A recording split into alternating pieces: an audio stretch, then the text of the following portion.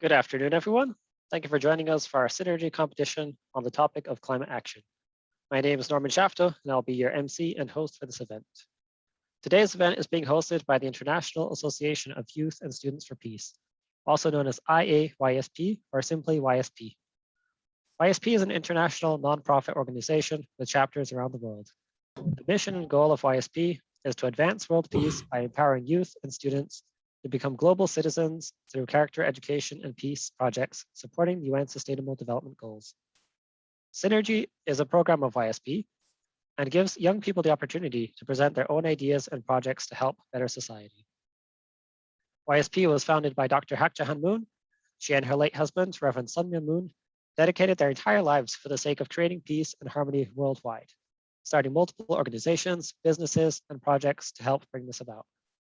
YSP supports the United Nations Sustainable Development Goals. As explained on the UN website, these 17 goals are an urgent call for action by all countries, developed and developing, in a global partnership. They recognize that ending poverty and other deprivations must go hand in hand with strategies that improve health and education, reduce inequality, and spur economic growth, all while tackling climate change and working to preserve our oceans and forests. So that is a bit on today's event. I wanted to start off with some ground rules. So those participating as audience members are encouraged to share in the live feed chat, but we ask you to be considerate and respectful towards others when posting comments in the chat. On the schedule of today's event, we'll start off by introducing our guest judges. We'll hold our synergy presentations given by 3 young adults. We will vote on the presentations. We'll play a short video while the votes are being counted. We will announce the results of the synergy votes, and we will close with some remarks by our guest judges and the organization's president. And also before we end, we would like to take a group photo, so please stick around for that. Okay, on the prizes for this event, there will be cash prizes for each placement from first to third. First place will receive $500, second place $300, and third place $200. Okay, so now that those logistics have been covered, I would like to introduce our guest judges. Our first judge is Mr. Insup Park. Insup Park is Chairman, Pacific Rim Integrated Development Group, and advisor for the Women's Federation for World Peace International Giving for Good project. Mr. Park is Chairman of Pacific Rim Integrated Development Group and asset manages various investments based in Kailua Kona, Hawaii, including the subsidiary corporation Hawaii Queen Coffee. He is also an advisor to the Women's Federation for World Peace International and Pacific Rim Education Foundation. He has volunteered for the Family Federation for World Peace and Unification and Universal Peace Federation since 2000. Mr. Park graduated from Cornell University with a Bachelor of Arts, majoring in Economics and Chemistry. He received his Master of Business Administration from Rensselaer Polytechnic Institute's Lally School of Management and Technology. Also, he holds a Master of Science in Hospitality Industry Studies, concentrating in hotel investments from New York University. He received an honorary doctorate from Sunmoon University in Korea. Mr. Park enjoys long walks in nature with his spouse and 2 dogs, traveling, snorkeling, golf, photography, and social media. Thank you so much, Mr. Park, for joining us as a judge today. Now, I would like to introduce Ms. Susan Golden. Ms. Golden is president of Susan Golden Education. Ms. Golden's mission is to help people understand how we interact with our shared home, the Earth, focusing on the UN Sustainable Development Goals, climate change, and other environmental issues. With a background in engineering, Susan went on to become a high school science and math teacher.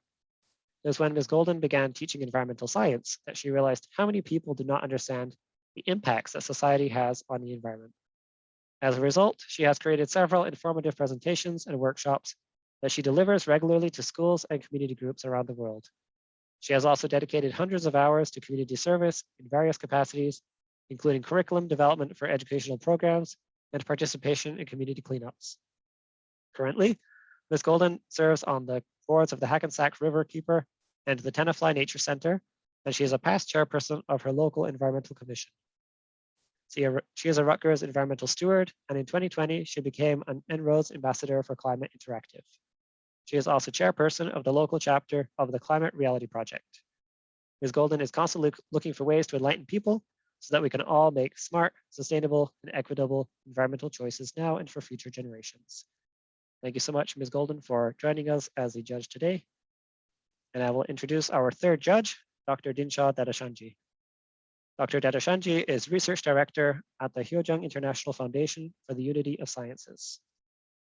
Dr. Dadachanji is currently the Research Director for the Hyojung International Foundation for the Unity of Sciences, also known as HJ-IFAS, in Washington, D.C. The organization focuses on identifying and promoting highly effective solutions to environmental problems through technologies based on conventional science and frontier science, and holds 2 international conferences annually. He has worked as a science editor for multiple publications, including the World and Eye magazine and the New World Encyclopedia, covering a broad range of sciences, technologies, health, and medicine, as well as issues in science and religion. Dr. Dadachanji received his PhD in molecular biophysics and biochemistry from Yale University, a Master of Science in Chemistry from the Indian Institute of Technology, Mumbai, India, and a Bachelor of Science in Chemistry and Physics at Bombay University, India. His goal is to engage in efforts to protect and rejuvenate the natural environment for the benefits of humanity and our planet as a whole, to help expand our understanding of ourselves and the universe through both science and spirituality. Thank you so much, Dr. Dadachanji, for joining us as a guest judge today. So everyone, please help me in welcoming our 3 guest judges.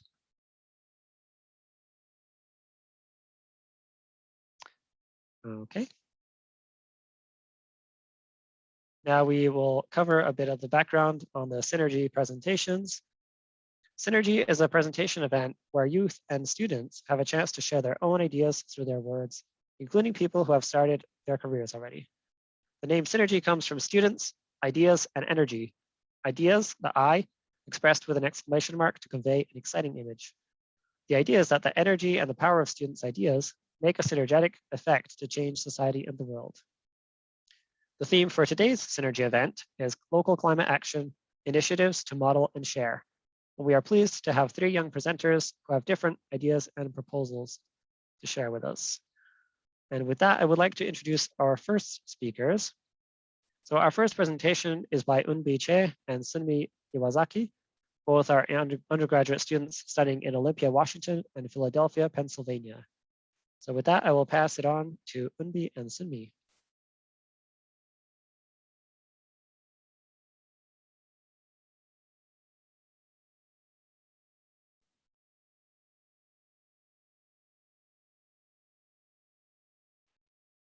Okay, everyone, try to imagine how human development has brought upon groundbreaking discoveries, this advancement and convenience to our society.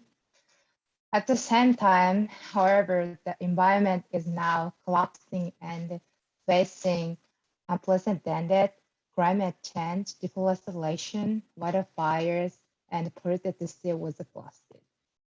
Humankind is now facing a crisis and climate change like never before. Today, we suggest an idea to address this pressing issue. We propose a tree planting project. Although we are still in the formative stages, the idea behind our project is to establish core principles that will guide this project to start with neither extreme ideology of socialism or capitalism, but one that will seek the middle ground. We will achieve this by coming together with the goal of solely benefiting the environment and the country we end up serving.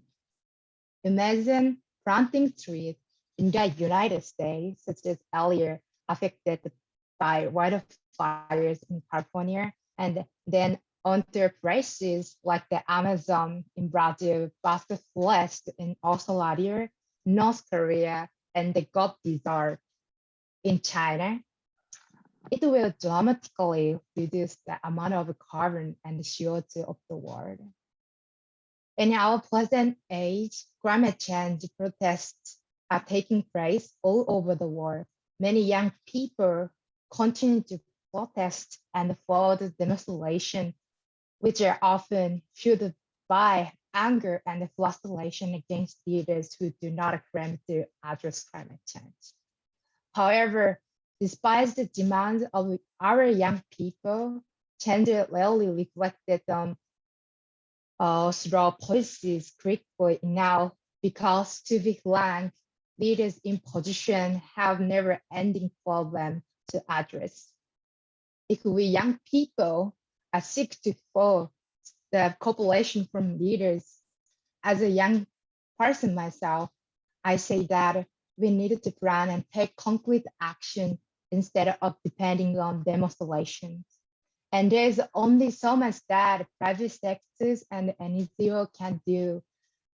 But with the support of our leaders, the private sectors and NGOs can plant trees in countries and regions all in the world where nature has been lost. So you may be wondering whether planting tree is enough. In a study published by NASA back in 2019 showed that Earth's ecosystems could support another 900 million hectares of forest, 25% more forested area than we have now. When looking at the single trees, the amount that the tree can absorb CO2 on average can vary greatly, anywhere from 30 pounds for cedar tree to 352 pounds annually for the moringa tree. It would be great to plant moringa trees over the world, right? Unfortunately, trees must be planted in regard to their suitable climate. By planting more than half trillion trees, we could capture about 205 gigatons of carbon, reducing atmospheric carbon by about 25%. That's about half of all carbon produced by humans since 1960. Even though the research conducted by the NASA international team was criticized by the science community, it has spread awareness with the community. As stated by one of the scientists, there is potential for using reforestation. There is potential for using reforestation as a climate mitigation tool. There are many factors to consider, and that the planting tree will never be a substitute for replacing fossil fuel emissions. Therefore, although reforestation is not the only solution, researchers are not refuting how trees can offer tremendous support to other potential plants to decrease fossil fuel emission, especially if applied globally. Thank you, MV. Yes, so this tree planting project will become a platform in which young people can demonstrate their attitude of seriousness through action. Our hope through the tree planting project is to model where everyone can participate with respect for others' nationalities, political stances, and religions. Currently, environmental activities in passing doesn't seem to have any political agenda, but with time, some can be traced back to socialist activities. And these groups have an admirable passion for the climate, but the results and methods of some of these activities have been to impose their political perspectives to address environmental issues and criticizing specific countries and leaders in a way that created major divisions between the different generations of young and old, and conservatives and liberals all around the world. On the other hand, a society leaning heavily towards economical gain and capitalism continues to dull mankind to their conscience, pulling us towards money and personal gain and blinding us to any sense of accountability and responsibility as a species as a whole. So when mankind becomes too dependent on personal gain, we sabotage the very environment that sustains our very lives. The environment and mankind are in a reciprocal relationship, and therefore we have the responsibility to serve and restore what we lost. And it is our principle that every youth, leaders, and those of different thoughts, race, culture, and faith backgrounds coexist by going beyond ideology and focus on a mutual goal.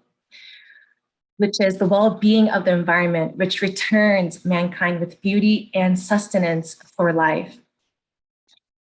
So one of our project's hopes are to be, by next year, to work alongside one of the nonprofits from the USA who has already led a reforestation project in North Korea in the past. It will require networking and spreading awareness and educating and raising funds to make this happen. And we're definitely going to be needing people for that as well.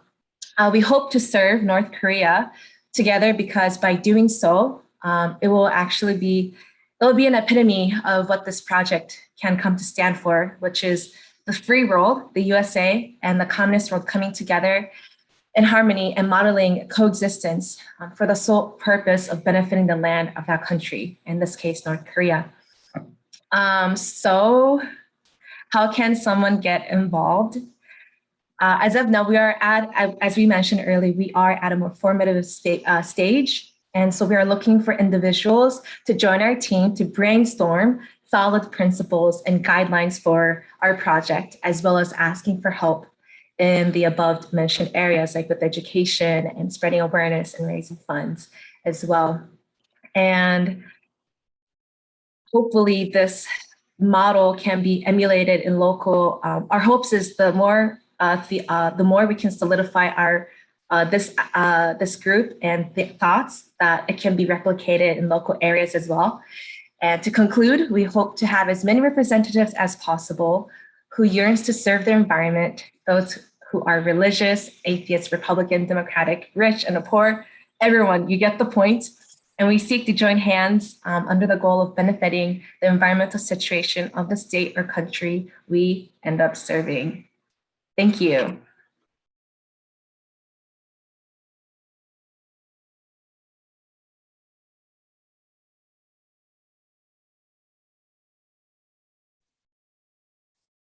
I think I may have been muted. Thank you so much, Linby and Sumi, for your presentations. Now I would like to invite the judges to provide their comments. I'd like to start with Mr. Park, and then Ms. Golden can provide her comments. So Mr. Park.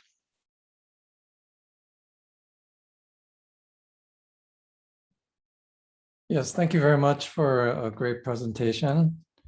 I was really, impressed by your knowledge of all what's going on in the industry. And you did point out that this is not a substitute for many other actions that are needed, but it's something that you can use to really help with the emissions, but also as a platform to educate. And I think that's really important in terms of just raising more awareness and getting more people on board in terms of supporting this initiative. I really liked how you tried to take on the issues of capitalism and socialism. And it's interesting that you see a lot of, business people, and they're very well aware. I've attended many seminars addressing this issue, from investments and finance. They're really concerned about the environment, and it's a tipping point. So it's encouraging that that a lot of these businesses are taking into the environment as a main driver of what they need to make sure that they're not creating externalities, what they call in economics, these side effects for the environment.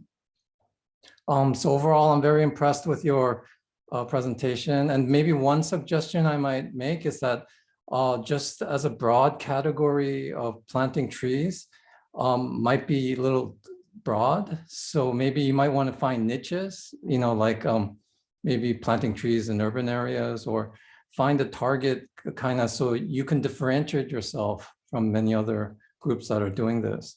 So that might be one suggestion to really help you stand out in what you're doing. So hopefully that's helpful. Yeah, thank you so much, Mr. Park, for your comments. Firstly, Dr. Dadachanji was just able to join, so he'll provide comments on the next presentation. Ms. Golden, I would like to invite you to provide some comments for a couple of minutes. Well, I want to thank you, Sunmi and Unbi, for that lovely presentation. It was really enthusiastic, and I really appreciated the use of data that you shared with us. That was a good touch. I like to see, as a teacher and a scientist, I like to see fact-based information. So thank you for that. I love the idea of planting trees. I had a couple questions, which actually relate to Mr. Park's suggestions, and that was, whom are you targeting to plant the trees? I know youth, but do you have particular groups in mind?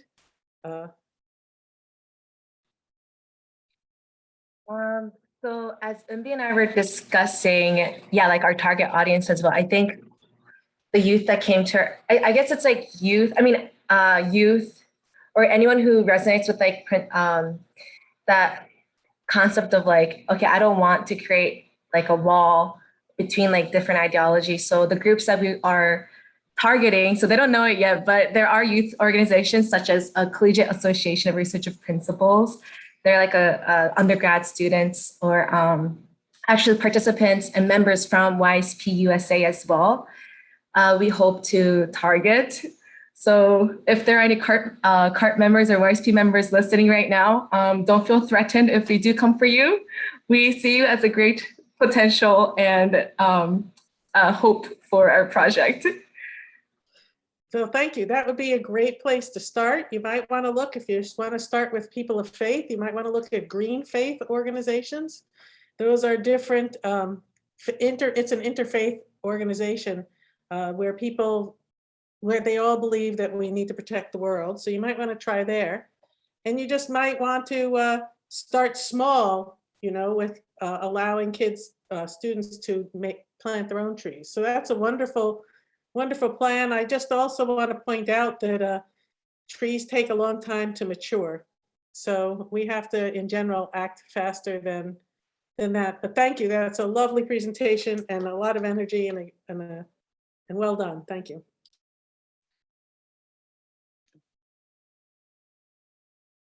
Dr. Dadachanji, I think you're muted.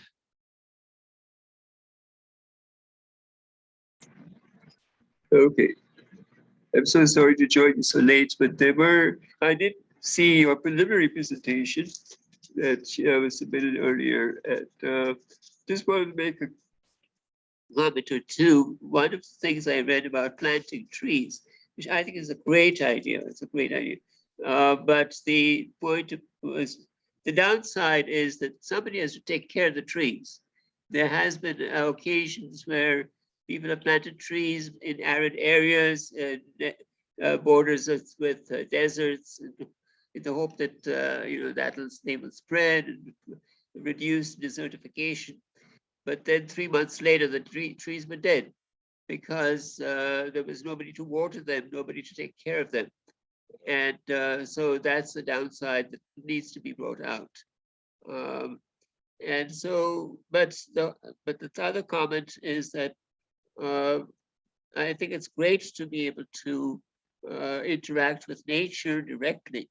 And so your presentation points that out very well. That I think we humans and nature have to interact in positive feedback, let's say. So we depend on each other. So that's great.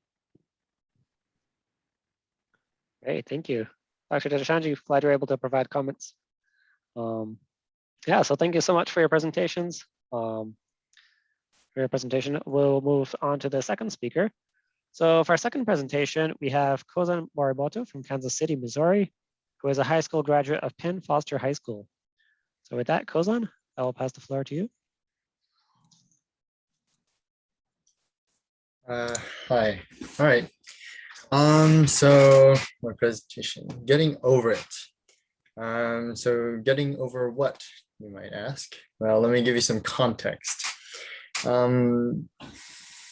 Many know of Chernobyl and Fukushima. These things happened over the past century.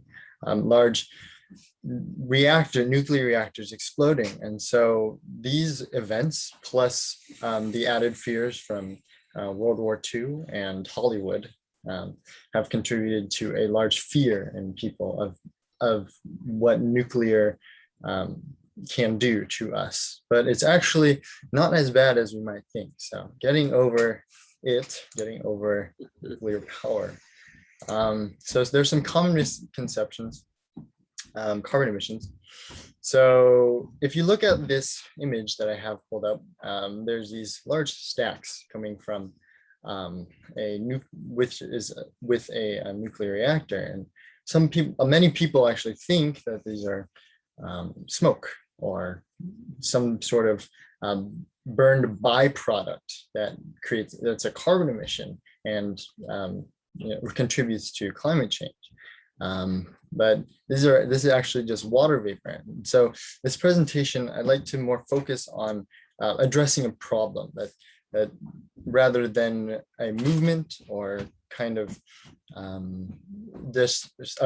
rather than spreading the word, but more like just to start out with something more like a seed. And then another thing people mistake is nuclear waste. So if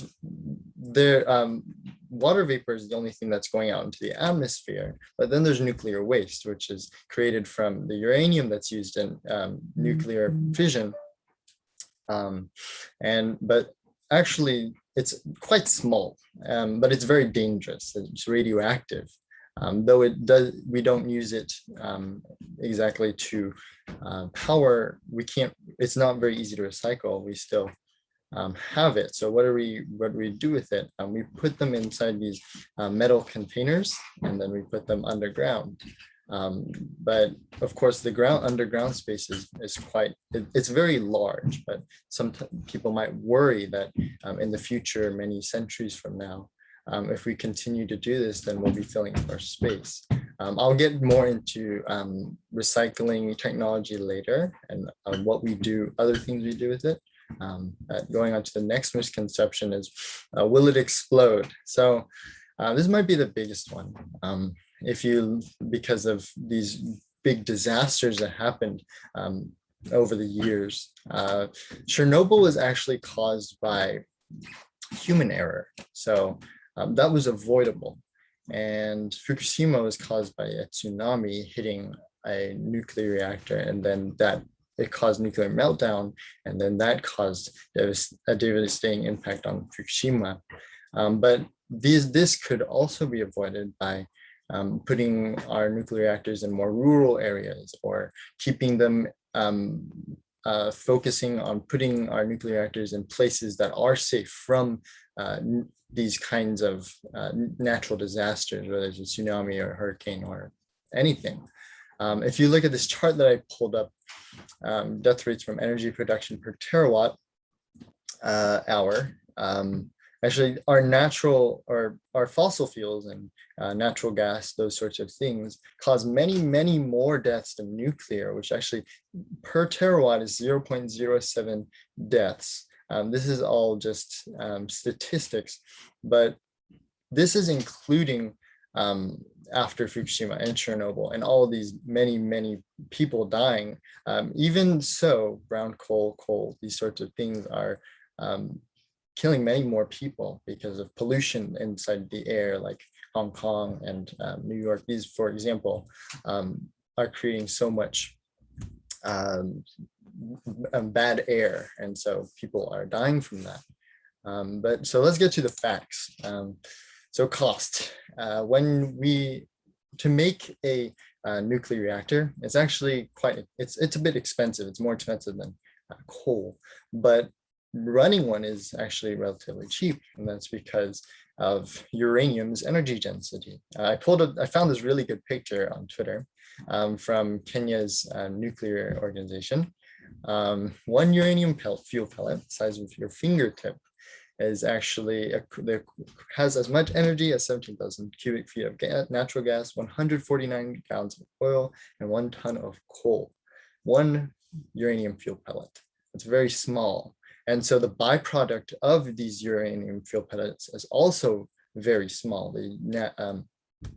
the nuclear waste that's created. And so we can store a lot of it. Uranium-235 and 238 are the primarily uranium-235 is what we use inside of our nuclear reactors.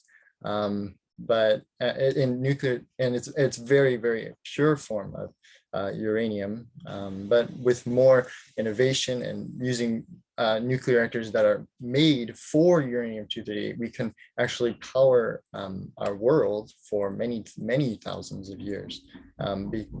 Yeah, and then other resources, we have the ocean actually, but the ocean is very dilute. So it has lots and lots of uranium in it, but because it's so big, but per maybe cup, there's only so much uranium in it. So that's something that we'll have to put more research into in the development of finding how we can extract that uranium. And recycling, of course, it's a similar issue to the ocean, actually.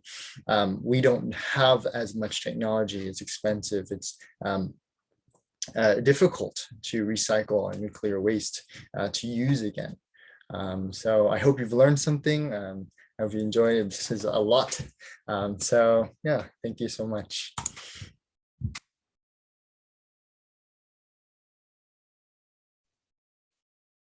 All right.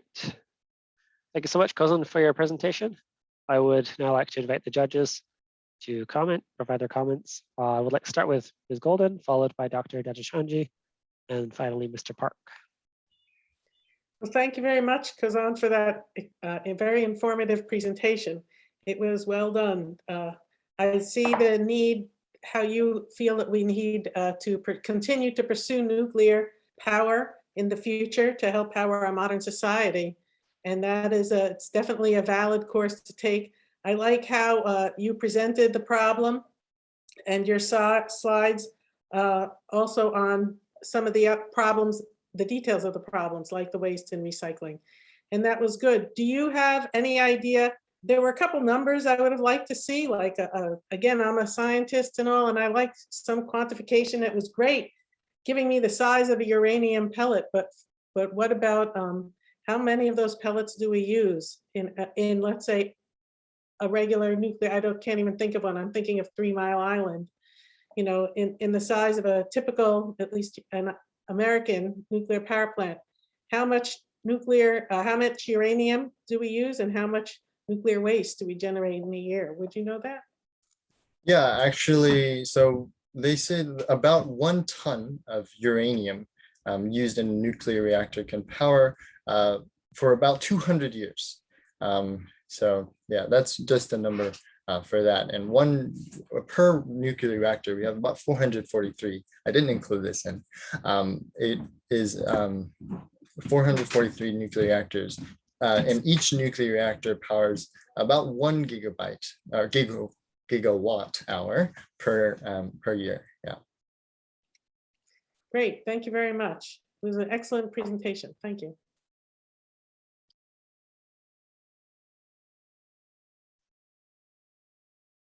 Dr. Dadachanji, I think you're muted. Okay, Okay, thank you. you're good to go. So, allow me to start with a question, because I thank you for your presentation. I think it was a very good one. I know that there are people who take issues with nuclear power, and there are people who like it, people who don't like it, people who are not very aware of whether to take one side or the other. However, one of the questions that was raised by what you presented was, you said there are only 0.07 deaths per terawatt or terawatt hour, or whatever, of power. And are you comparing that number of deaths with all of the deaths by all kinds of power generated, like fossil fuel generated power and all the other kinds of power all combined, it's 0.07? Or are you saying only for nuclear power, if you have all the nuclear power stations, you have 0.07 deaths? What was that about? Yes, I believe it's inside the chart that I've in the presentation. It's a bar graph, and then it's kind of small, so I understand if you can see it. Nuclear was 0.07, and then there were some larger bars with various fossil fuels and natural gas. Well, my question still is, were you comparing the number of deaths by nuclear power just within the framework of all the nuclear power stations, or within the framework of every power station, every other kind of power station, as well as nuclear? So you can say, for example, 10 people died from coal power stations all over the world, and only one person died from all the nuclear power stations all over the world. Or you could say, well, there was only one person from all the 11 or 100 power stations from all kinds of power. So that's my question. Yeah, so nuclear, if I understand the question correctly, the graph was measured for all the nuclear reactors in the world per terawatt over the history of nuclear reactors. Only 0.0 or 0 on average 0.07 people have died per terawatt of the history of nuclear reactors, and then that's the same from nuclear power. Yes, and then okay, that goes yeah. Okay. All right. The other question was in terms of cost. Yes, I think it is a very significant cost, not only to construct the power station, but then also to produce the fuel. The uranium pellets have to be extremely carefully produced, and they need to be very pure, etc. So, how does that fit in with the whole issue? Not only cost in terms of money, but also cost in terms of the environmental cost. Finding the right materials and mining them and so on. What do you have to say to that? Sorry, I couldn't hear the question very well. Yes. I see. So I was asking about the cost of the nuclear power station. My understanding is that it is extremely high cost. Okay, the cost of building a nuclear power station is much greater than, say, a coal-fired power station or a natural gas power station. You have to take many precautions and so forth. But then there's the cost of actually producing the fuel. Nuclear fuel is also extremely costly. So, one small pellet and whatever number of pellets you need, it's extremely costly to produce that, because you need to produce a very well-refined pellet. And then also the issue of getting that uranium and purifying it from. So there's the issue of what does it do to the environmental, is there, how much damage does it do, if at all, in mining the uranium and so forth. So in terms of cost, those are some of the things that add to the cost. So could you say something to that? When you say that it's, what would you say to that? Yeah. When I was creating this presentation, I kind of did it around the topic of reducing climate change. So those things like cost and the dangers, or at least just cost, was something that I was less concerned about. Nuclear reactors, when I saw a graph, I'm sorry, this is less scientific because I cannot pull it up. I do not have the citations for this. Nuclear costs about twice as much as solar power. So when it comes to sustainability and cost, solar power is better. But when it comes to durability, nuclear power can last much longer than a solar panel can, which has to be changed out around every 25 years and takes up lots of land mass. But that's a little, I digress. Uranium does have to be very pure for it to be used. I just wanted to address a problem here that if we are able to overcome our fear, then we can do more research into using less pure forms of uranium, like uranium-238 and uranium found inside of the ocean. But yeah, it is a very expensive, or it is much more expensive than coal and other forms of fossil fuels. Yeah. Okay, thank you. And I appreciate the point about the fact that it does not produce greenhouse gases as much. The one thing I would like to mention that I don't want to be so critical, but there is a fact that water vapor happens to be a major greenhouse gas. It's not, so, but in any case, let's leave it at that. I see. I will have to do more research on that. Thank you. Thank you. Okay. All right, thank you, Dr. Dadachanji. Mr. Park, would you like to invite your brief comments? Yeah, Kozan, thank you for a great presentation. And I really liked your approach of how you start from the big picture without any biases, and then you try to just focus on the facts. And I think you kind of came to this conclusion, focusing on the facts with an open mind. So I kind of like that approach. And I think, a lot of the points that you made could be very useful in combating emissions. But I think the two main hurdles which you might need to address is the maybe like marketing or misconceptions or fears. So it would take a lot for you. I think you would need to put a lot of effort in marketing or education and making people aware more of the facts as opposed to based on their misconceptions. And the second thing, I guess, would be the practical issue of just safety of, in building those plants, or how are these plants addressing safety issues that people might be concerned about. So that would be my feedback. And overall, I really like your approach of taking the big picture and focusing on the facts and coming up with, you have to come up with a very practical solution. And this could be a very potential practical solution if you address those other issues. So thank you.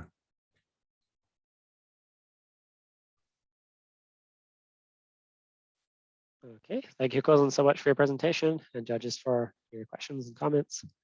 Now, I would like to move us on to our third and final speaker. So our final presenter today is Iris Vojtovich, who is a student at Columbia College, Chicago, Illinois. Iris, the floor is yours. Hello, good evening, everybody. My name is Iris Vojtovich, and yes, I am 21 years old. And here's my presentation. So this is my presentation, Undress Your Mind, Breaking the Gender Binary in Our Clothing to Save the Planet. Now, as a fashion major, I was hoping to merge my passion for fashion design with my equivalent passion for taking care of the environment, especially since being a fashion designer and a part of the fashion industry, it has now become my responsibility to share the burden, but also the blessing of figuring out how to make the fashion industry sustainable. So going right into it, as we all know, the fashion industry is a huge contributor to climate change. And so here are some statistics to give you an idea of how big of a player the industry is in climate change.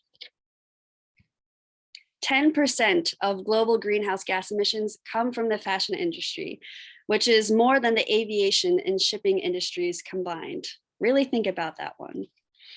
80 to 150 billion garments are produced and sold globally every year, and 3 out of 5 of those garments produced and sold are incinerated or end up in a landfill before long. And 5% of those, only 5%, is actually recycled.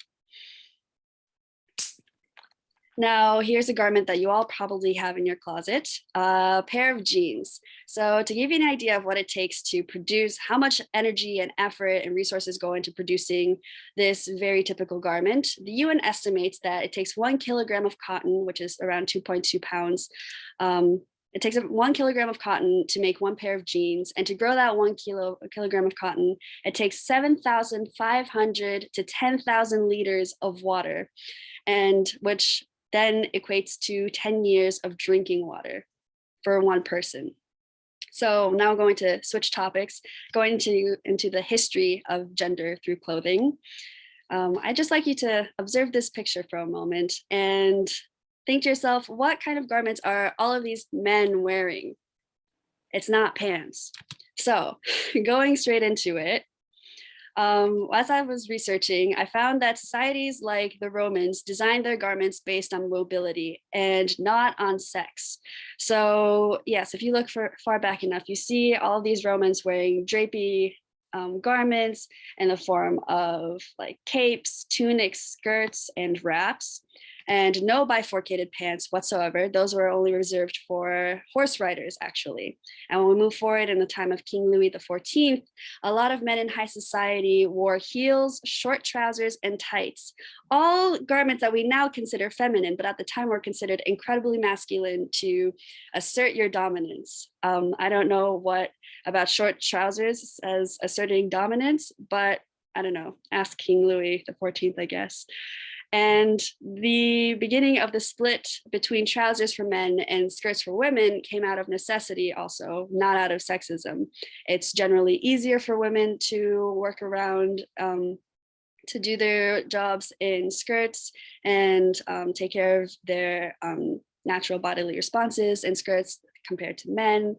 And yes, there was no point in time where there was this division. If anything, it is mentioned in the Bible that only men should go to war and women shouldn't go to war, and that men shouldn't wear women's clothing, but that's more of a mistranslation than anything else. And then going into my last point, infant children wore white dresses regardless of their gender for maybe ages like 0 to 5. And fun fact about this photo, actually, this is not a random child that I pulled off the internet. This is Theodore Roosevelt, one of our presidents, seen wearing a little white dress as a boy. So I think we should bring this style back, but that's just my opinion. And then going forward into gender associations based on color, when we move into the 20th century, this is actually the time when society starts differentiating children based on color and appearance through their garments. So even at the beginning of this movement of association by color, pink used to be a masculine color and blue a more feminine color. The reasoning being that pink is more passionate and vibrant and red in the cheeks like boys, and blue is more delicate and feminine like girls. But this decision didn't come because of some point that society was making. Rather, there was this continuous switch of like blue for boys, pink for girls, vice versa. But over time, the public reached this popular choice of blue for boys and pink for girls. And so researchers say that this could have gone anyway, which sums up that in conclusion, the gender identity of clothing is non-existent. Clothing in itself is non-binary.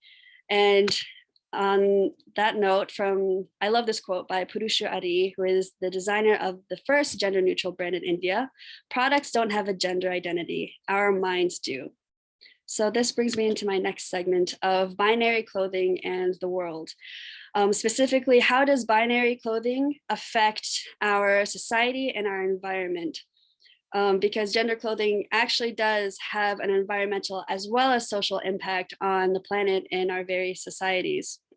So going into the environmental impact, gender stereotypes affect green behavior. So to go a bit more into this, a 2016 study showed that certain green acts can be perceived as feminine, making it less likely for men to participate and being environmentally friendly. So this can be like recycling or hand washing and drying your clothes and hanging them on a line.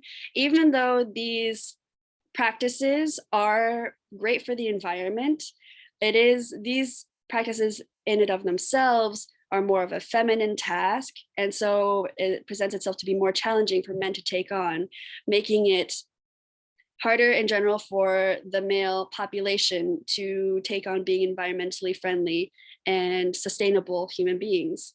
And a second point to that is that gendered clothing is a marketing tactic. Now, as I just reviewed, gendered clothing did not come out of a sexist need. It just came out of necessity based on the activities that one person needed to do. But because of the marketing that we've seen over the last couple centuries especially, there's been this production of clothing for two distinct markets, not out of necessity, rather for monetary gains, and only continues to feed into these sexist concepts that we've developed over these past couple centuries.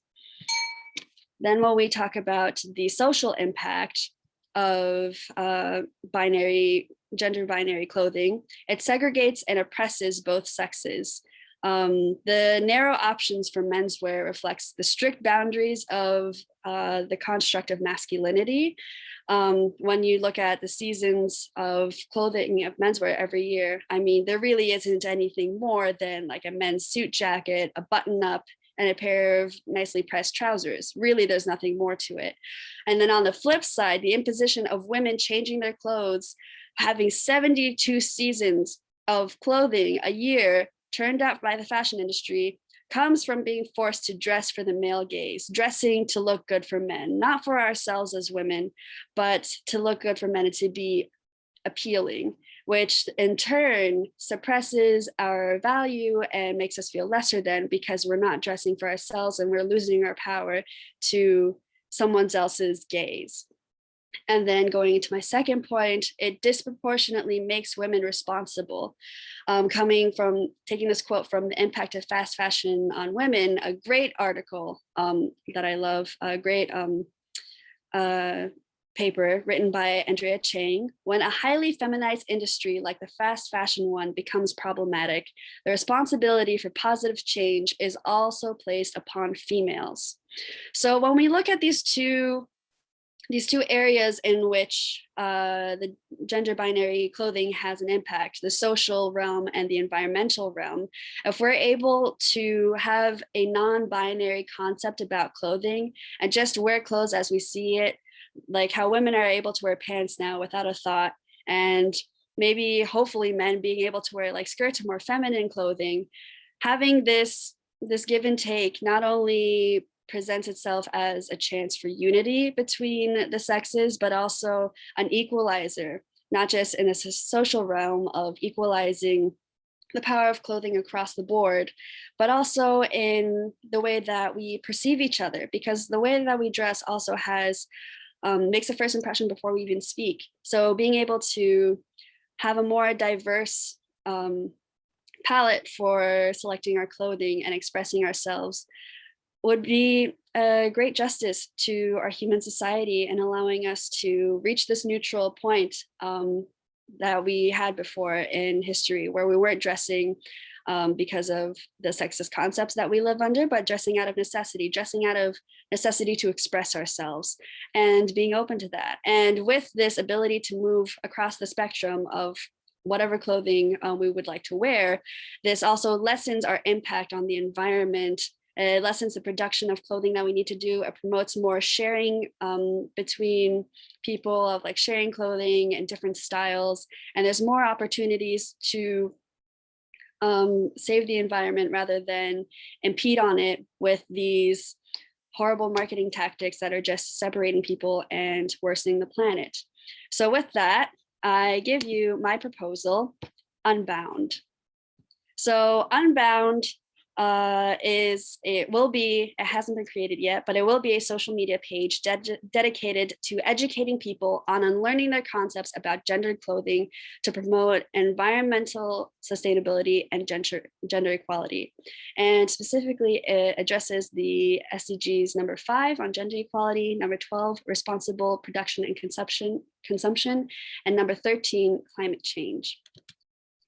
Content ideas would include talking with strangers on the street, just doing short interviews, asking their opinions on non-binary clothing topics, interviews with professionals in the field, whether they're gender neutral fashion designers or environmentalists, short educational films and posts about the fashion industry's impact on the planet and how to adapt a non-binary outlook towards clothing and resources to help, as well as life hacks and tips like how to practice being sustainable with your clothing or upcycling, swapping clothes with with friends and getting out of your comfort zone by trying different styles. That's my personal favorite, actually. So a way that you can help in the future when this page is up and going would be to like, follow, and share Unbound. Share this this potential for our human race to overcome our concepts about clothing, and in this way also overcome our concepts about each other, and develop a better society that can support a better planet. Thank you. All right. Thank you so much, Iris, for your presentation. I would like to now invite the judges for a couple of minutes of comments and questions each, starting with Dr. Dadachanji, followed by Mr. Park, and then Ms. Golden.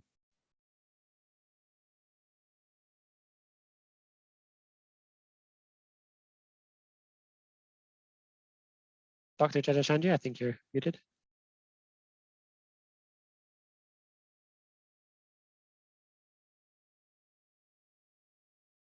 Okay, you're good to go. Okay. All right, so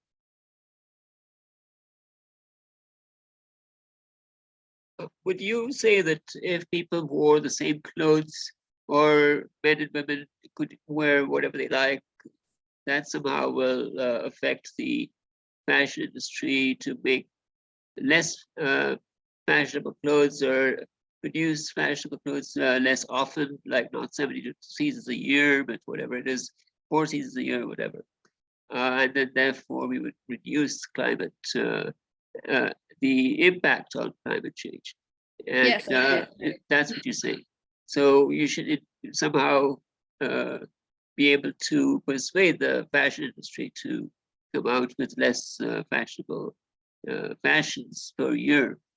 But then, you know, how would you say that you have a concept, that this is nice, but you have to actually change people's thinking.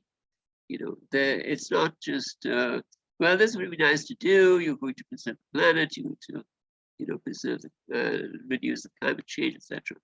Even if you could convince people that that is the case, how would you you have to actually, it's more of a psychological change that you are trying to pursue here, that people think differently about fashion, about what they wear and why they wear it, etc.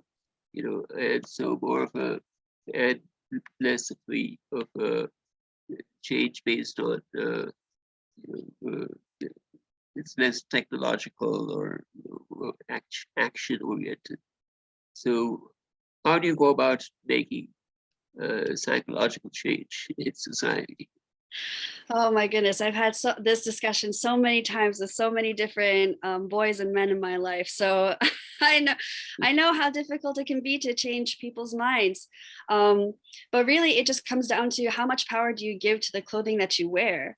I mean, to a certain degree, it's a form of expression, yes, and I find it beautiful. I mean, that's why I'm in the fashion industry. It's something that I've loved to do my entire life, expressing myself through the clothes that I wear, putting on different personas and things like that. But to what degree is it too much when it oppresses our brothers and sisters? I mean, it really makes no sense why it's okay for a woman now to wear like a suit jacket and pants because it's taken over a century to do that. But now asking men to like wear skirts or blouses is like, it's just out of the question. I mean, what does that say about our concept of women's clothing being worn on men? It makes them feel lesser than. Women are allowed to wear men's clothing because we're able to get away with it because it's seen as a higher standing. It's like, oh, that's cute. But then when it switches to men wearing women's clothing, it's all of a sudden like impeding on their masculinity and making them feel lesser than. I mean, how does that make women feel? So it's developing this heart of empathy for each other. Like, wow, this is what you feel like. I'm so sorry. Let me help you to take away the connotation that these garments bear, to build a better society where you're not judged on what you wear, rather the quality of your character. And so, I mean, to a certain extent, it's also taking away the power that clothing has, because it says so much about ourselves before we even say a word, And to a certain point, it's artistic and it's beautiful. And to another side, it's extremely detrimental to how young kids are raised these days. Like, oh, what you say, what you wear says more about what you say about yourself. I mean, so thinking about this, so being able to express it on this like existential level with people and thinking about the long term of the social impacts that these concepts have had on us and how ingrained they are in the clothing that we wear is has really changed a lot of people's minds, in my personal opinion. And I've been able to change a lot of men's minds by saying like, oh, okay, maybe I'll give it a shot. One thing, however, that I'm not quite convinced about the relationship between fashion and climate change. Could you elaborate on that? Well, again, the fashion industry is the second greatest polluting industry behind oil. And so to put it into perspective, that's pretty huge. And 1 out of 6 people in the world work in the fashion industry from beginning to end, production and collection of materials to the buying and selling of them. And so to have this many people involved and it's just, yeah, so with this many people involved, it really speaks to how much it's taking up environmentally, like how much time, effort, and resources it's taking from not just humankind, but also from the planet. So if we're able to lessen our impact in it, and specifically my vision of lessening the impact through a gender neutral mindset on clothing, then it could really downgrade the production of clothing, promote the idea of switching and sharing clothing or upcycling what you have, making what you have new already. And through these small changes that we can make as a Western society, especially since we overconsume clothing, would benefit the planet greatly. I'm still wondering, even if people wore similar clothing, or the fashion industry, which lessen the number of fashions they come out with every year, I'm still wondering, how does that affect climate change? Is it because you would use less materials, you would use less, say, plastics in your clothing, or less,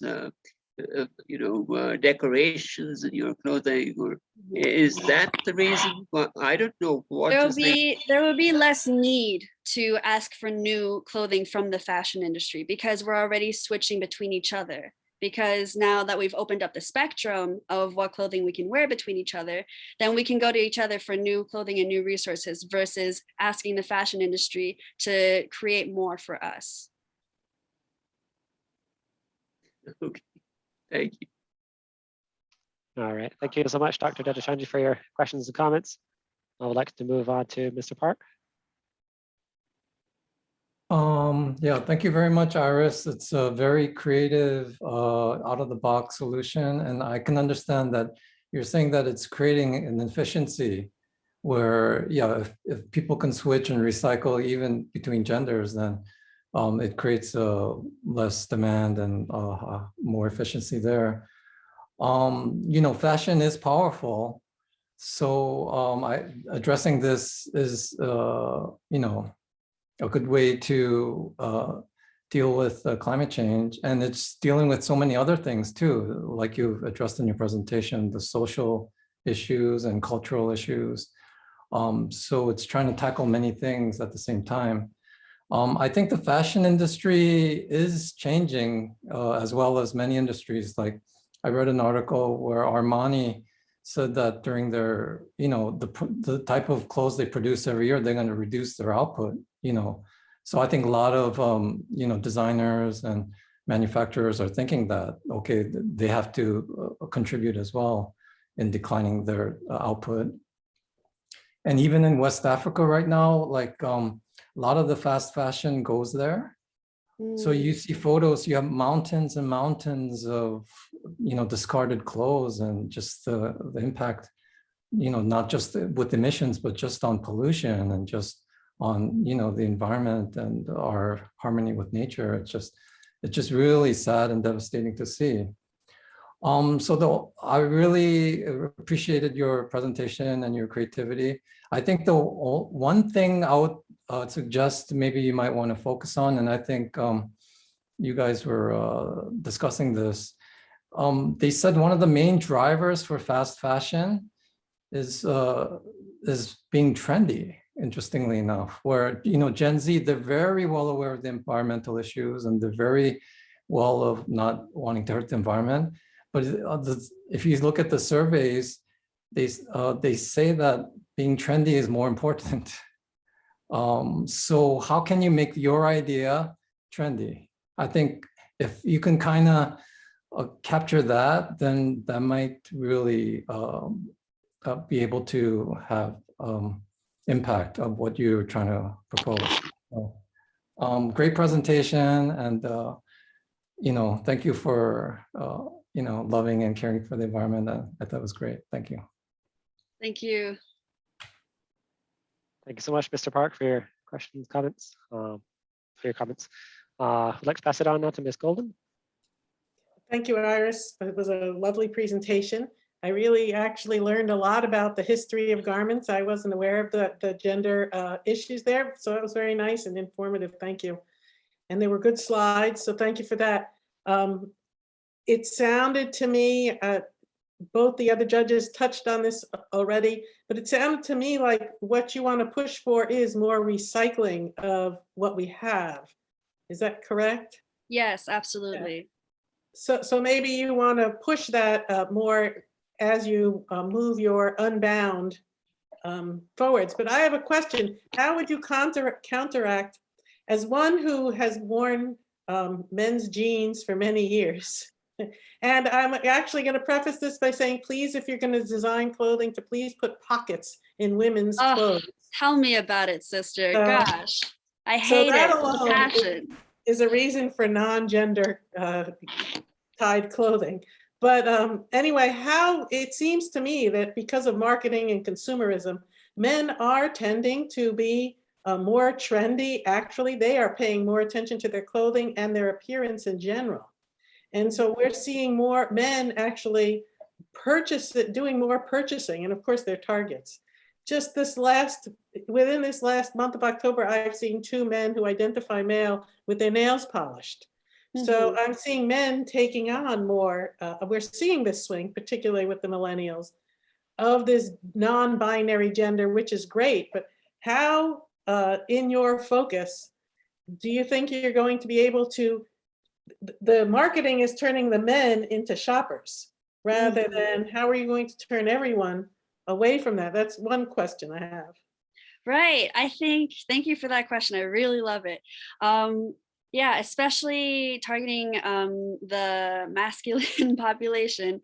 I think because of this point exactly, that men are starting to turn towards customizing their wardrobe more now, that this is a great time for projects like mine and others to catch them and say, okay, before you go and try to buy new clothing, look around you, see what people are in your social circle that you can swap with and recycle with. Because yes, reinventing yourself is a great thing. I reinvent myself on a daily, if not hourly basis, but doing so with the environment in mind and your impact in mind, with your voting ability, with your dollar in mind, why not put that towards your local community of other clothes lovers versus to an industry that it doesn't care about your existence and just wants your money. So yeah, catching them at this momentous occasion would be the move. So yeah, as soon as this project is done, I'm going to start the page and start sharing it with everybody that I know to get them.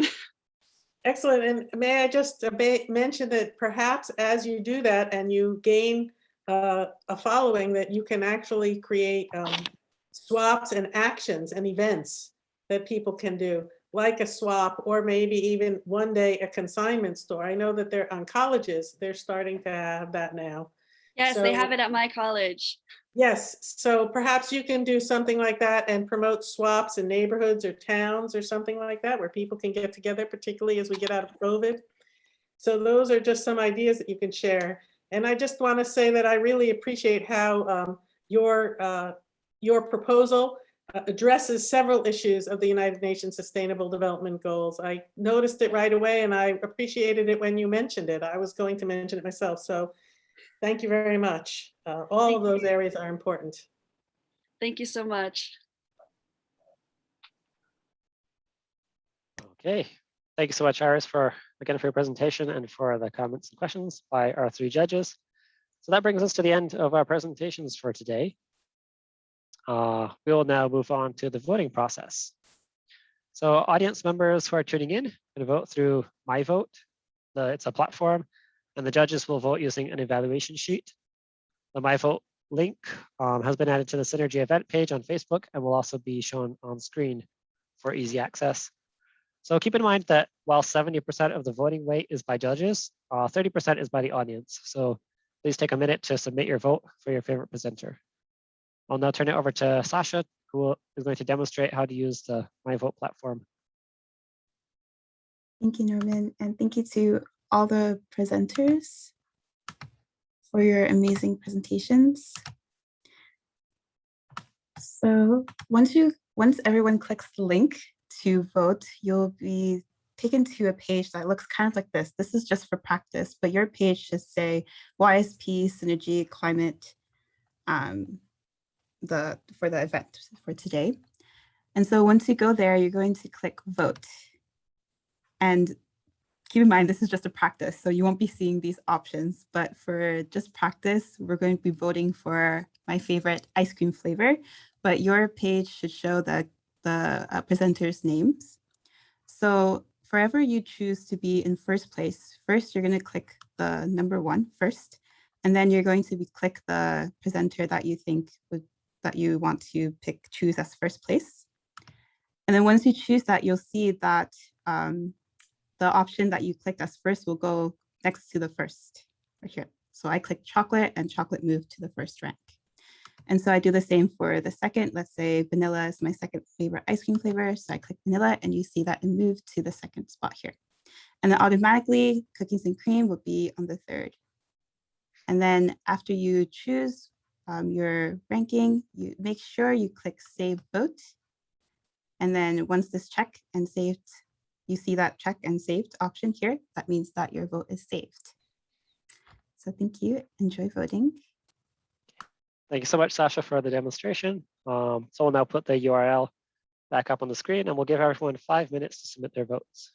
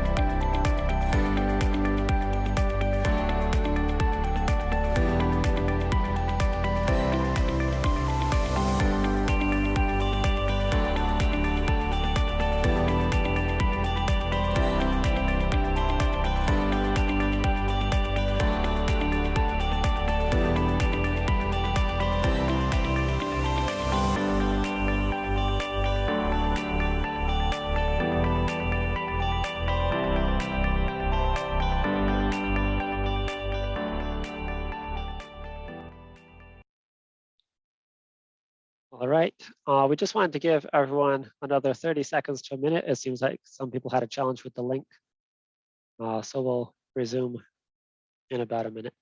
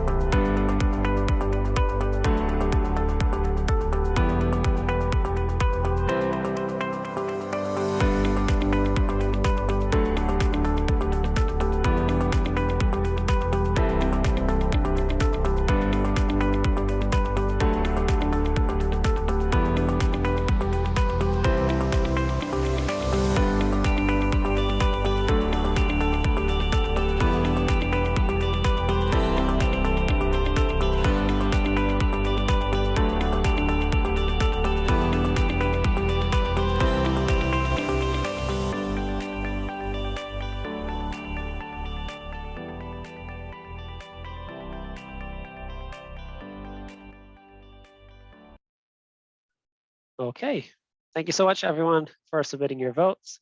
We'll be closing the voting now. So if you have not yet voted, please click those buttons and finalize your voting. Okay, so now the staff will count the votes to determine who the winners are. While the votes are counted, we will be playing a couple of videos. So please enjoy those videos while the staff counts the votes.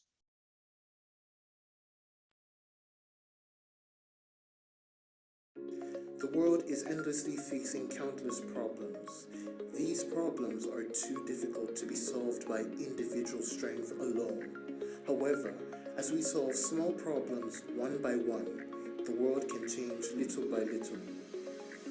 Over here are people that desire to change the world through small changes. They are youth and students who create synergy in social development by expressing their thoughts in their language.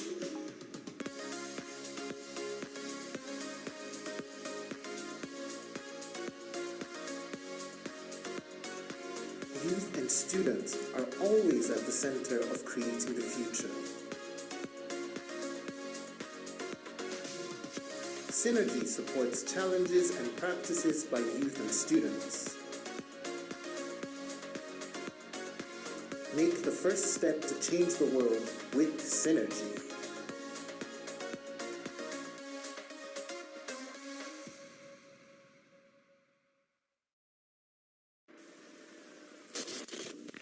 For me, YSP means responsibility, integrity, service, empathy,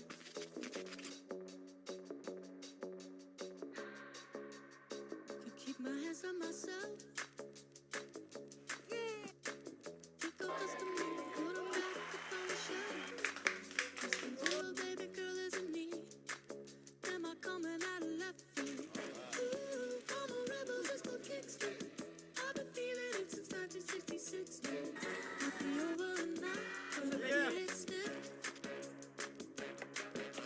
The International Association of Youth and Students for Peace, or in short YSP, is an organization connecting teenagers and young adults throughout the world and empowering us with a new vision for the future. We are not powerless about the flow of history, just like we are not powerless about our own lives. With responsibility and integrity, we can make our own lives bright and fulfilling.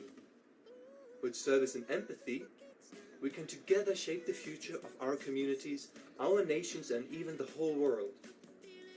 How shall we make that future look like? One where we fight each other to each secure our own benefit? Or one where we truly care for one another and give as much as we take? It's up to you, and it's up to me. Our goal is not only to phantom about a brighter future, but to truly take the initiative as young people to make it a reality. What kind of initiatives? Well, we follow the idea of the 17 sustainable goals set by the UN in 2015. So along these sustainable goals, we organize peace designer tables, service projects, interfaith gatherings, and we seek for partnership with different kinds of NGOs. And our main goal is to one day work with the UN. So we are not only active in Germany, France, Hungary, Czech, but in many different European countries and in the world. So we strive to work beyond culture barriers, to follow common values, to be in unity as one youth. So good to see you. Actually, there is one more thing to go. Since you know who we are and what we do, there is also a question: what are we doing here on YouTube channel? So we wanna produce a good quality materials for you, as well creating a group of people willing to change something and improve in themselves. This is a great possibility, and this is YSP YouTube channel on which we wanna invite you. Stay tuned, subscribe, and see you soon. Thanks for watching. Don't forget to subscribe. Subscribe, thanks. See you very soon.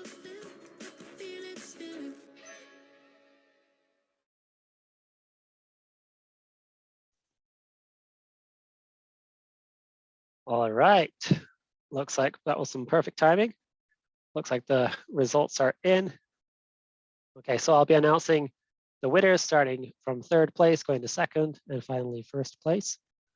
So in third place, the third place goes to Kozan Morimoto. And in second place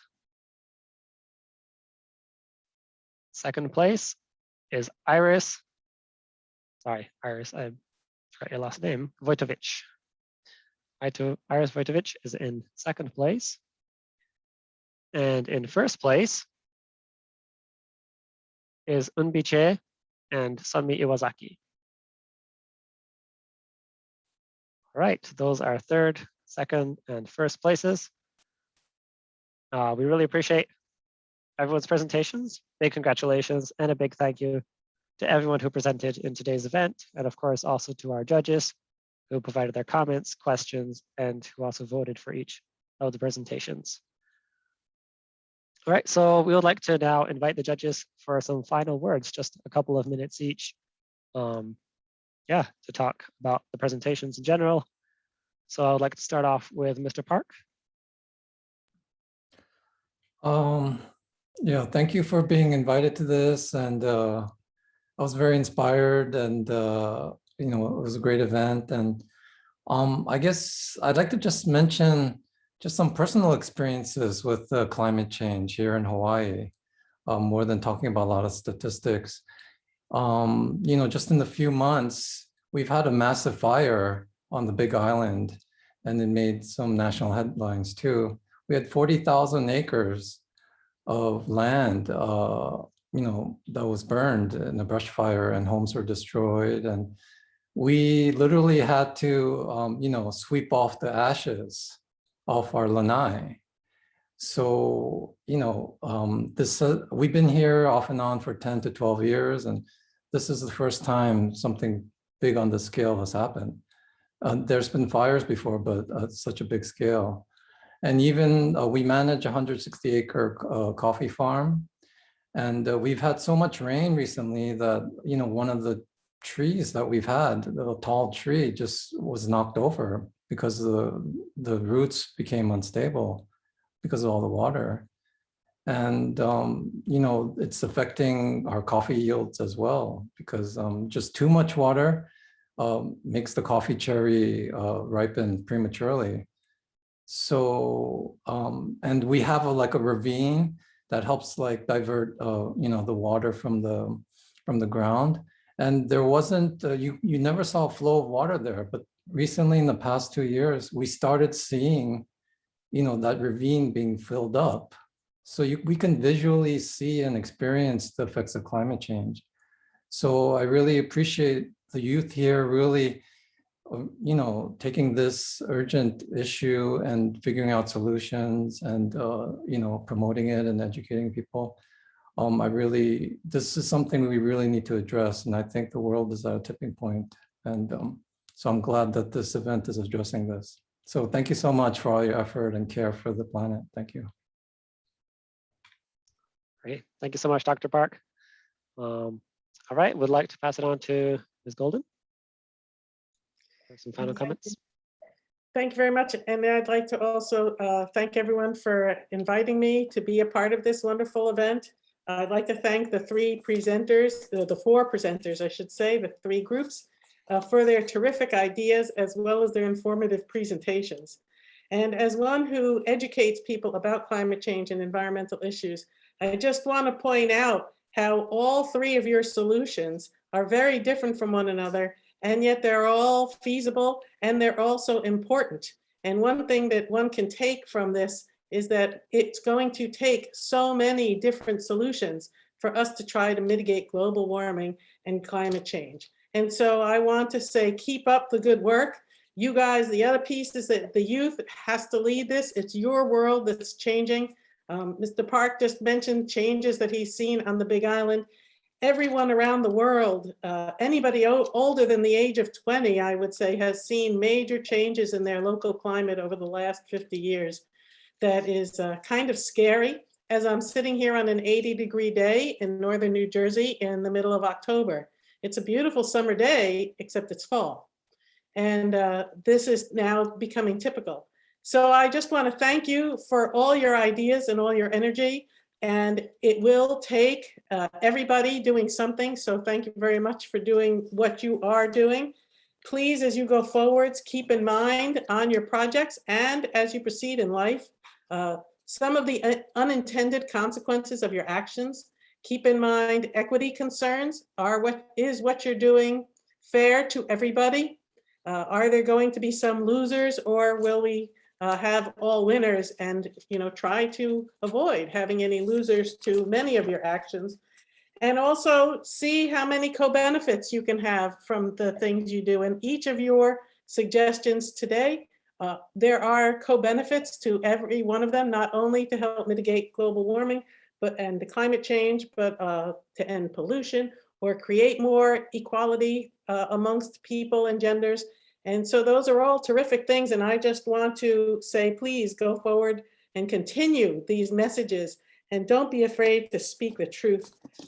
Think, I love throwing some cliches, think global and act local.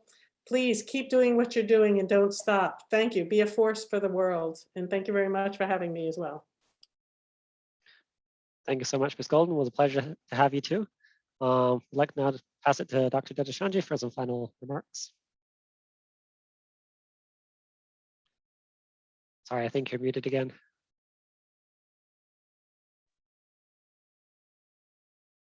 Thank you all for allowing me to be part of this panel of judges. I appreciate that. I'm sorry to be on so late, but I do appreciate every presentation.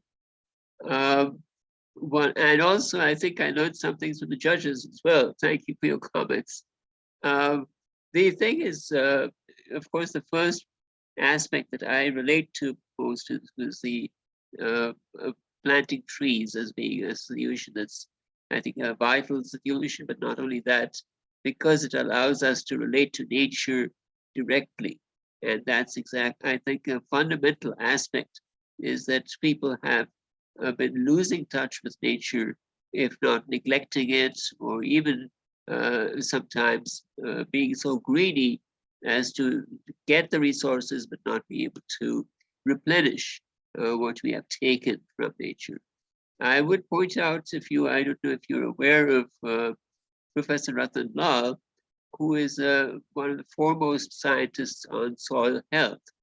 And he is therefore an advocate of regenerative agriculture. That's what he does his research in. And he points out that if you follow the methods he has been developing, actually that's a major way to draw carbon dioxide out of the atmosphere, to bring it to the ground, into the plants, the organisms that live within the soil. On the other hand, if you have continually plowing the fields and the artificial growth of, by adding chemically synthesized,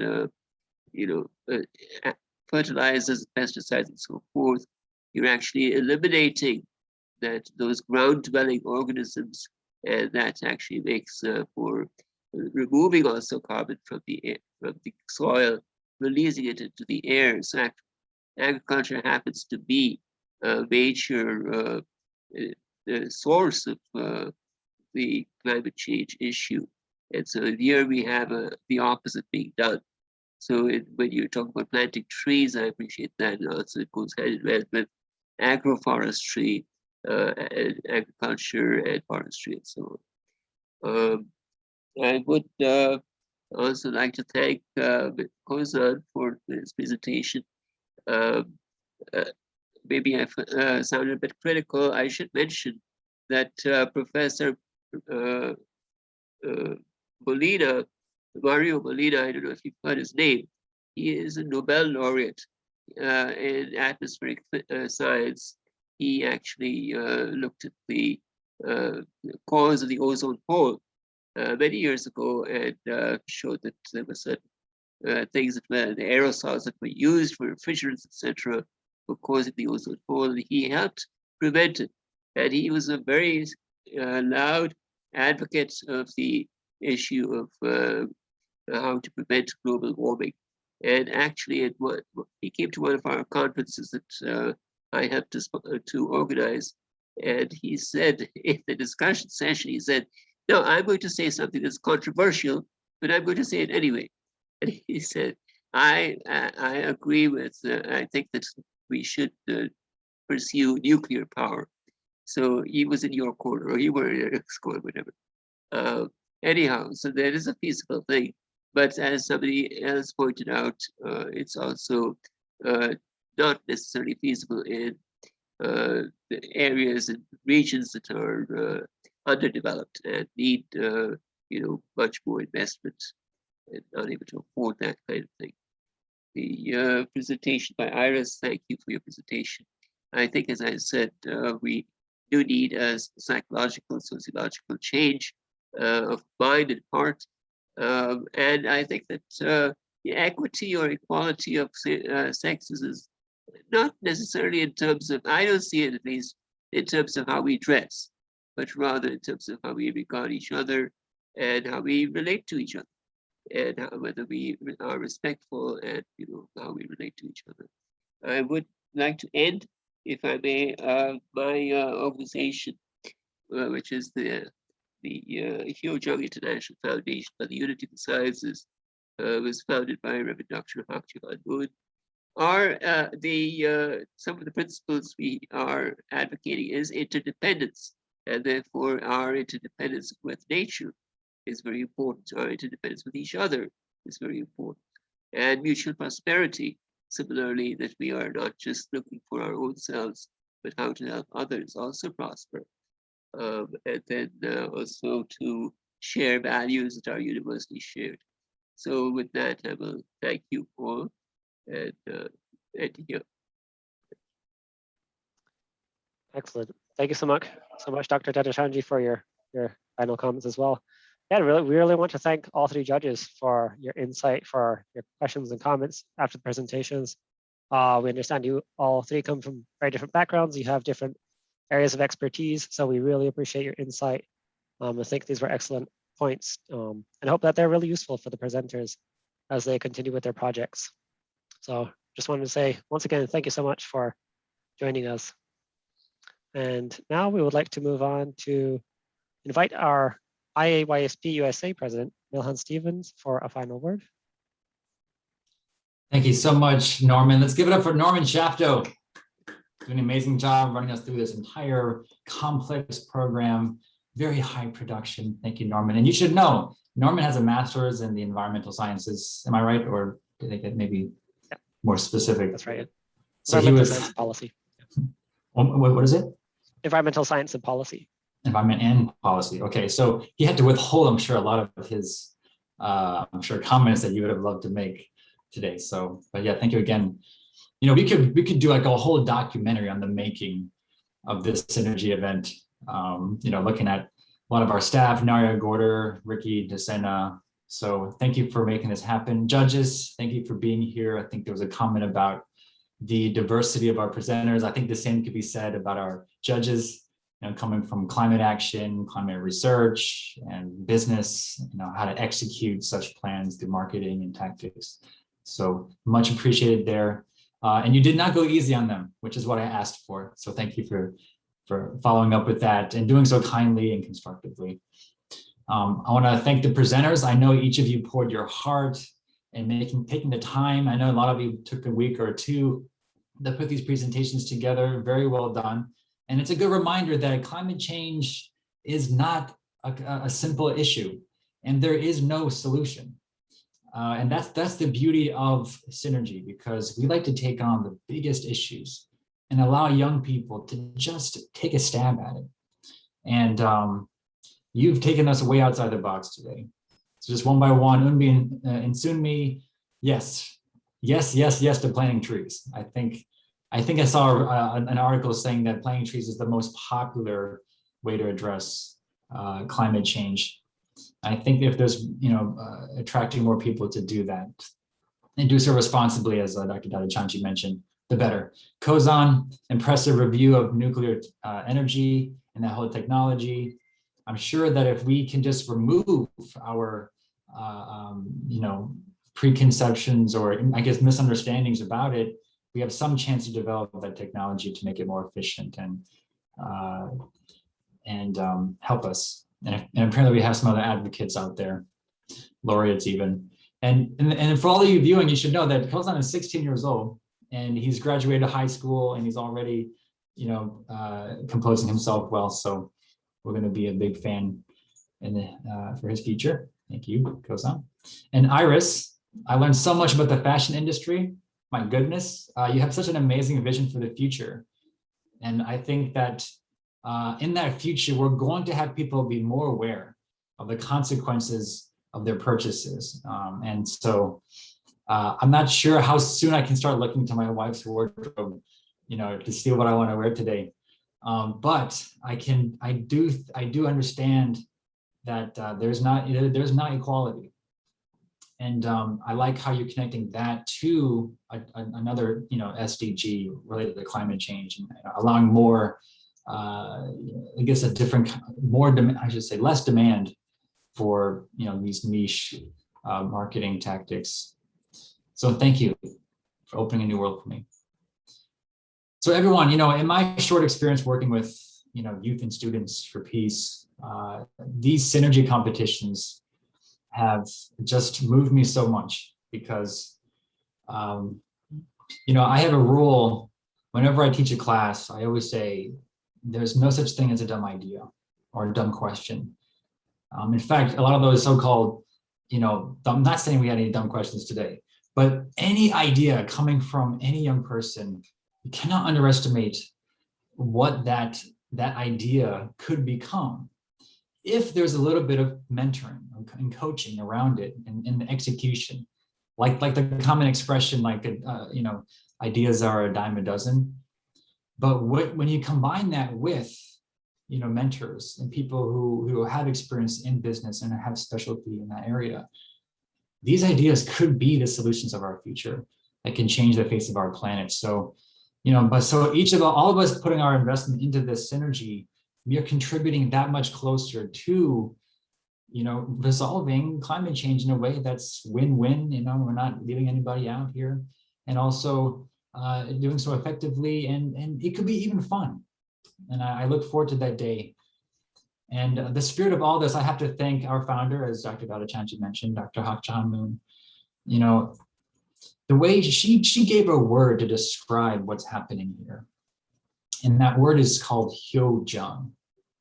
And if anyone who knows me, I could go on and on about this word because I love how it encapsulates the values that we hold here. And Hyo is like this filial piety and this reverence and respect towards your elders to want to inherit. Jung is heart. And so we're talking about having a oneness of heart and intention where we're co-creating our future by supporting one another through our strengths. And so that is exactly what's happening here. So I just have to thank her for her vision. And I gotta lastly thank all of you watching today, because the time you spent with us this hour and a half, you too are contributing to a better world. So I hope you can join us for the next one, looking like in December, and also our regional event as well. So thank you all and have a great night. See you next time. All right, thank you so much, Milhan, for your words. I understand this is a relatively new role for you, but and definitely a challenging one, but I think you have been doing a fabulous job so far. So we look forward to many more of these, and we hope everyone here can participate in those future ones. Before we end, actually, we would like to give a couple of announcements, and then we'll also be taking a group photo, so I ask that you please stick around for that. Our first announcement, in December, a national USA Synergy competition will be held, where the winner will go on to compete in the regional and international Synergy competitions. The theme is Youth Action for Peace and Sustainable Development, with an additional subcategory with winning placements on the peaceful unification of the Korean Peninsula. So we hope you are able to participate in that event too. The second announcement is IAYSP is currently taking nominations for the Youth Heroes Award.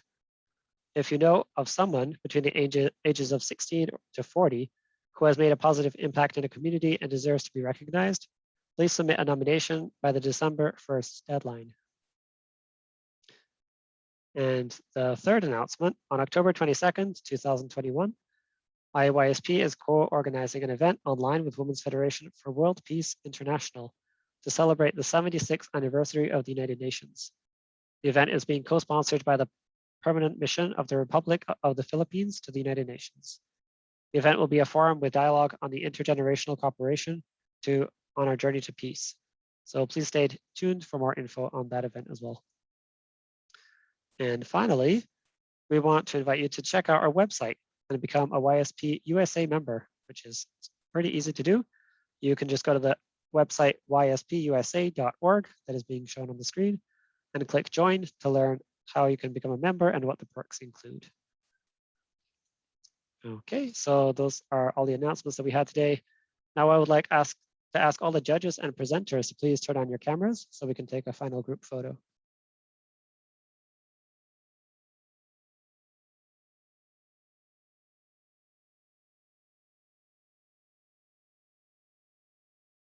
I think the tech team is just arranging the layout in the background. And are you noted in the chat? Tech staff can also be included in the photo.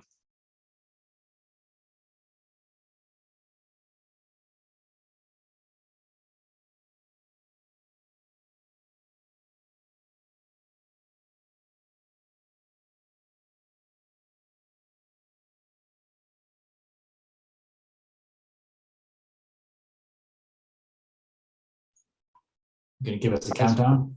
Is photo taken or is there a countdown? You should, yeah, just do a countdown so we know when.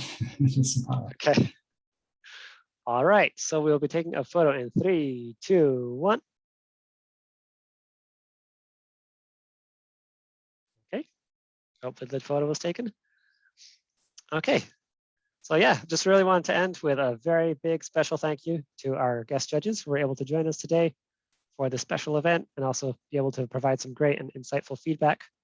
We also want to give a big thank to our tech team working behind the scenes to make this production possible. And of course, thank you to those who are watching today live, and we hope everyone has a wonderful weekend.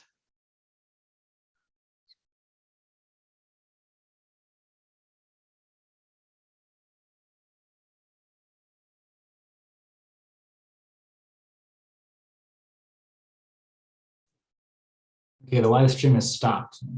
It's nice.